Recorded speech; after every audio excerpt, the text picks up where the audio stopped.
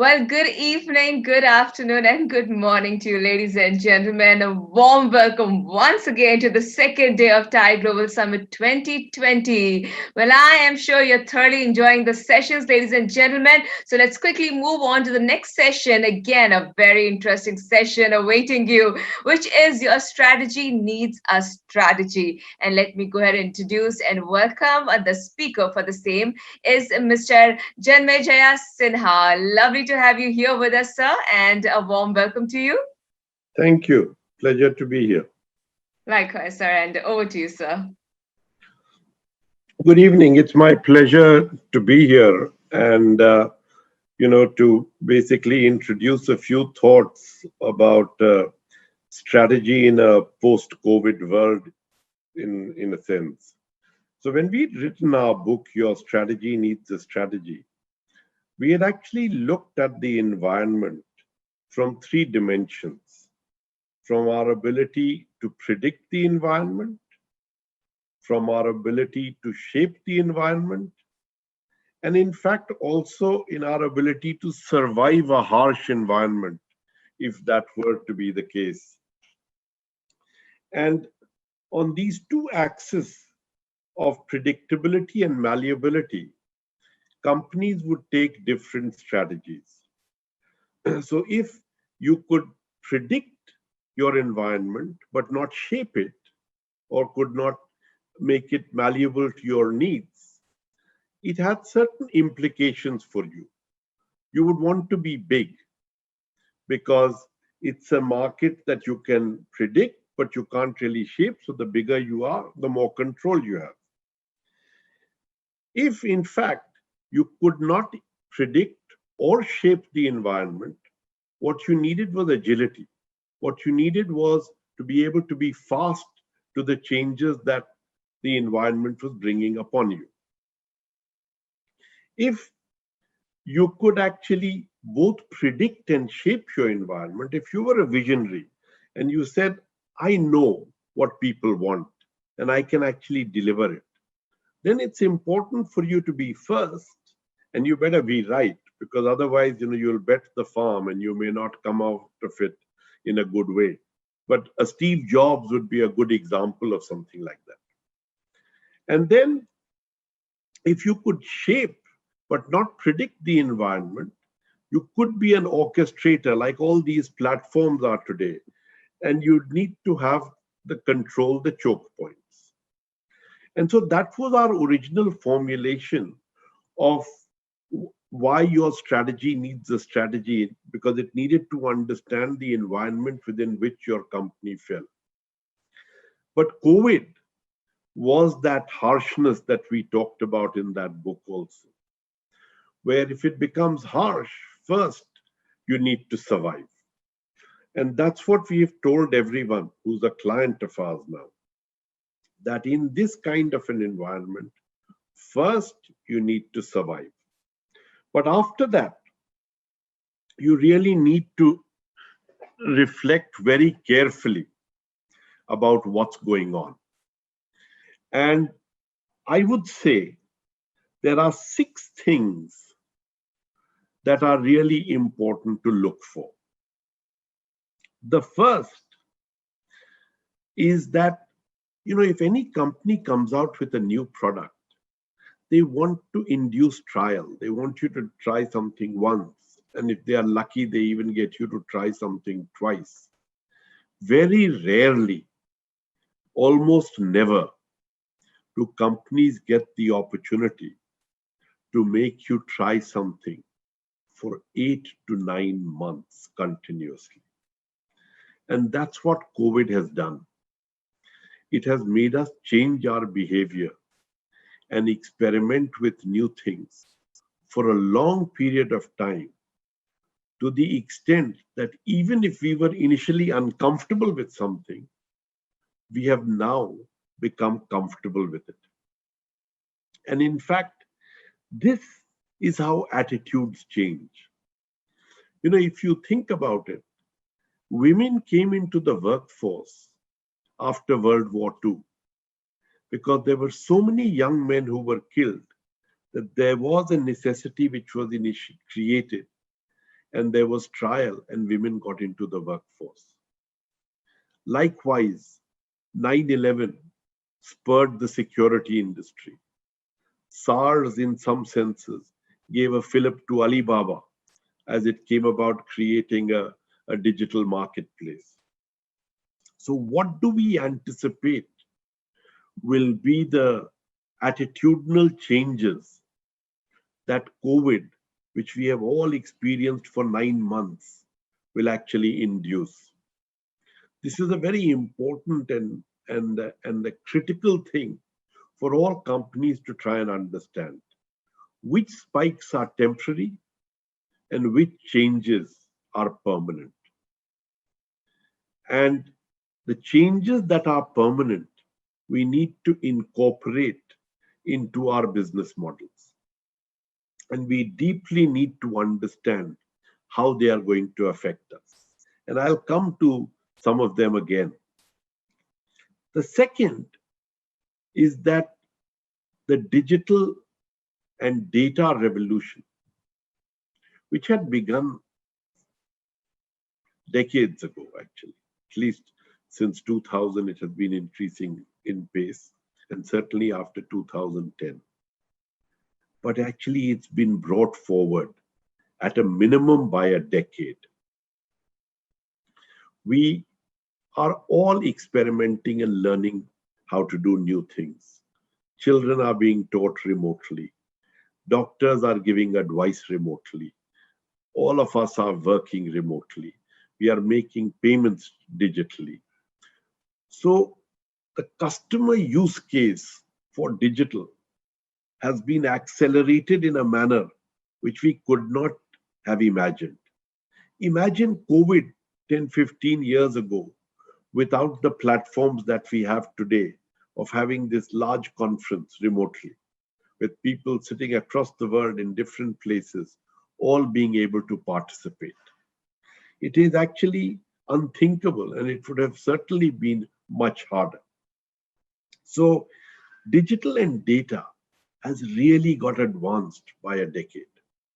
And every company needs to carefully analyze how does it impact it? What does it do to its business model? What do they need to adapt to and change? There has been another massive change in the world, which is the geopolitics of the coming decade is going to be very different from the geopolitics of the last decade. In a sense, we are back to the pre-1990 world, but just that the Cold War is between different countries. Now it's between the US and China. Between 2000 and 2010, the rise of China was actually aided and supported by the US because it suited the US well. It made factor cost manufacturing cheaper, and the Chinese were integrated. Chinese manufacturing was integrated into global supply chains. Now there is risk because geopolitically the tensions are so severe that companies in different blocks have to anticipate how these changes and how regulatory barriers are likely to affect them. What are these changes going to be? How will they be incorporated? How will they actually operate in this new environment? What will be the standards? How will they really navigate? If they were sourcing goods from China, will they be impacted? If they were selling there, how might they be affected? And where China was exporting, is there an opportunity to participate in that as countries get wary of each other? So geopolitics, the risk and opportunity come together, and every company will need to actually start to see this. Likewise, companies will not be affected similarly. Countries, companies have all been affected by COVID differentially. So some companies will have been affected badly, and others would have come out of it quite well. Those that have come out of it quite well could actually become predators and the weak companies would become praise, especially in their own segments, because there could be acquisitions. Predators would go after the company's top talent, their top customers, their top channel partners. And so every company will have to see, am I a predator or am I a prey? The other thing that COVID did was, because it brought the world to a halt, many parts of the world, many emerging market cities, people, children saw a blue sky for the first time. And even though President Trump had actually attacked the environment in some basic ways, the sustainability and environmental needs have gotten accentuated, and businesses will need to recognize this. Resultantly, a lot will happen. A lot will happen. Renewables, different forms of power generation will all become important and real. And people will have to understand, what does this do? What does this do to them? What does this do to their business model? There can be steel producers in different parts of Europe which would get under serious pressure because of environmental and CO2 emissions. PM 2.5 in cities where there is heavy pollution will also require some address. And then, to come back to the earlier point we were making, the point around what are the attitudinal changes that will take place. Let's just pick one first: working from home or working from anywhere. What has happened? How have companies and employees adjusted to the need to work remotely? I'm currently sitting at home, and this is unusual. I haven't traveled for 9 months. That is extremely unusual. I used to travel 30 weeks a year, and here I am for 9 months in the same place. So, what do we need? What are the opportunities that working from home creates? One has to really study this very carefully. The first is, of course, the simple stuff. How good is your Zoom, and how good is your workplace at home, and how stable is your Wi-Fi, and what do you do with commercial real estate? But that's all the simple stuff. Think about it now. People who have exited the workforce, homemaking women who were very qualified, they can re-enter the workforce. Students can enter the workforce. Retired people can enter the workforce. And you have different options. The gig economy really gets a fillip. The other thing is, jobs could be modularized. So the way you conceive of your workforce changes. If you modularize jobs which you can evaluate easily, you can create accreditation, and you can have people work differently in this context. Likewise, you can deal with seasonal surges, because you can have people joining and leaving the workforce easily. These are big changes. Of course, you also need security.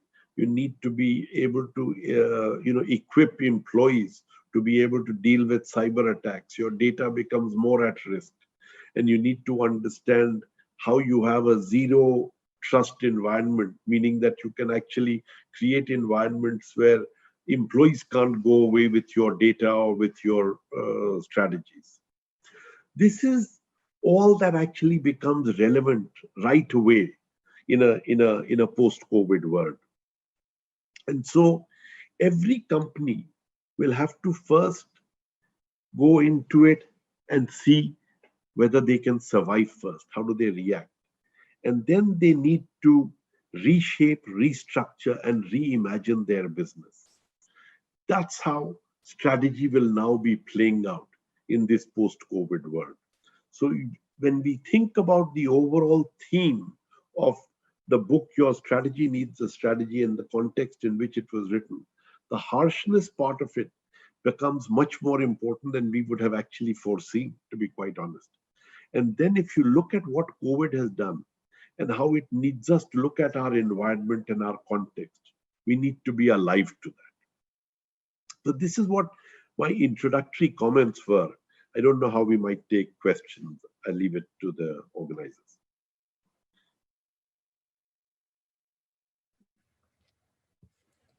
Sure. Let's see if we have any questions. Arun, if we can get any questions, if you can let us know. Sure, if there are, I will. All right. So I think let's wait for another few seconds in case if Sure. we have, we will intimate you about the questions. But all I want to say, sir, thank you very much. And this has been a very, very informative session. And as you rightly mentioned, sir, that one needs to adapt to a strategy depending on the situation and looking at the situation very, very carefully. One should also try and see the positive side of it. And it's absolutely amazing how we have adapted to a new way of working and communicating. I mean, I would have never imagined doing virtual events sitting at my home. So yes, the world has actually taken a different way of doing the things which we used to do in a different way earlier, which is now a new normal. So thank you very much. And I believe, sir, we're not getting really any questions here. Sure. So, Mr. Janmeja Sinha, thank you very much for a very, very wonderful session. Thank you.